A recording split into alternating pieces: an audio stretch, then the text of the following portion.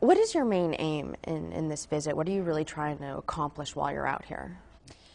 Well, I came to the region about 6 months ago. I first went to Syria because I work with UNHCR, and there are 1.5 million refugees in Syria alone from Iraq. And while I was there, I also went inside and met with some internally displaced people. And this trip is to get a better picture of the internally displaced people and to discuss with the local government, with our government, with the NGOs, and with local people the situation, and to try to understand what is happening, because there are over 2 million internally displaced people, and there doesn't seem to be a real coherent plan to help them, and there's lots of goodwill and lots of discussion, but there seem to be a lot of just a lot of talk at the moment, and a lot of pieces need to be put together, so trying to figure out what they are. And what kind of a sense have you been able to get so far in terms of how severe the crisis is and what actually does need to be done to help out? Well, in my research before I came here, I looked at the numbers, and there are over 4 million people displaced, and of the 2 million internally displaced, it's estimated that 58% are under 12 years old.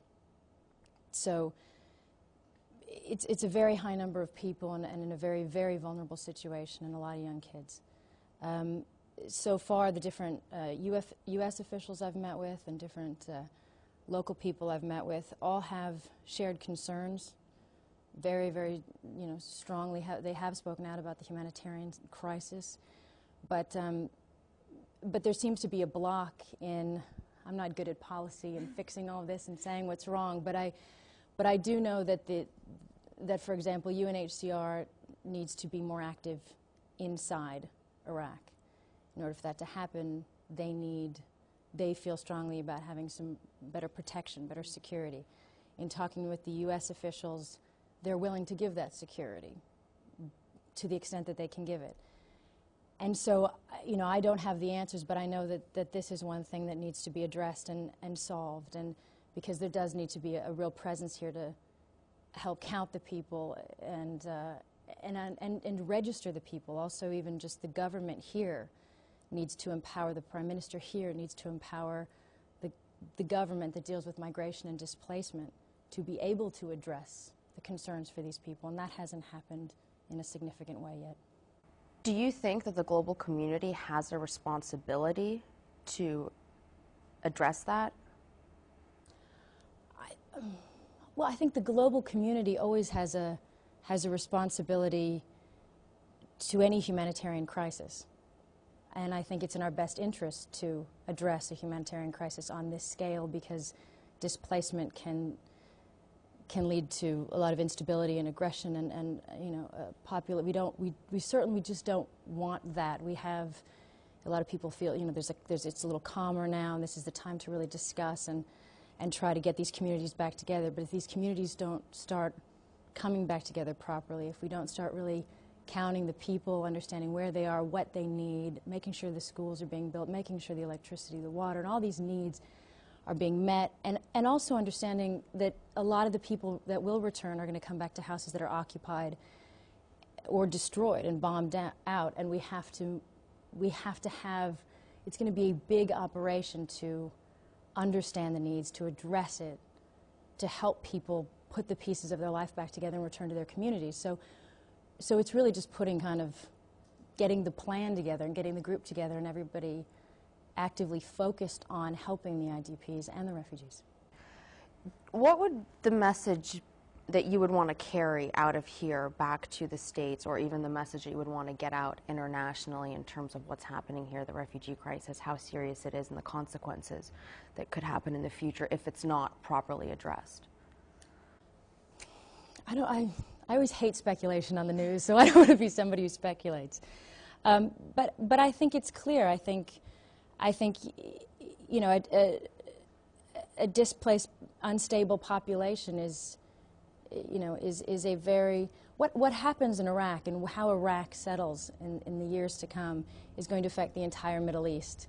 And a big part of of what is going to affect how it settles is how these people are returned and settled into their homes, into their community, and brought back together, and whether they can live together, and what their communities look like. So it does have broad implications.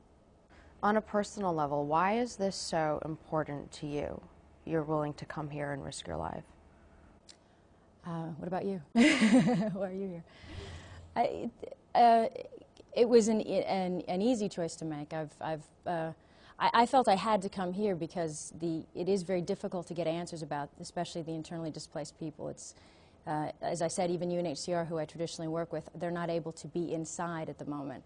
And so I was very frustrated in just getting a bunch of ideas and papers, but not knowing what's really going on. And so today I'm able to talk to all different people from our government and their government and really get some answers as to what is holding up the processes to really, really assist these people properly.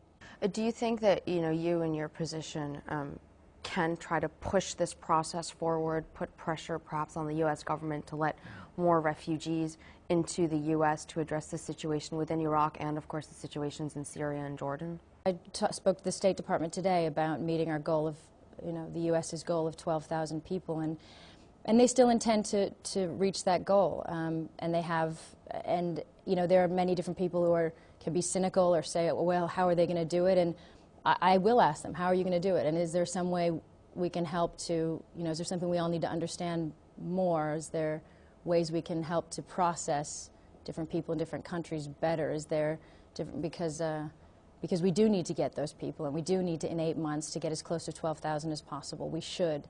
And I have to believe that there are people working towards that goal. Why is Iraq important?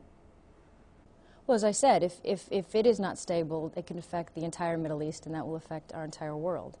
If you don't simply want to look at it as, of course it's important because there are human beings living here, and I don't see borders, and I see lives, and I see children, and this is, an environment where there's a war, but there's also a humanitarian crisis, and they have to be addressed simultaneously. We can't wait for one to end to then finally take the time to address the other. It has to start right now.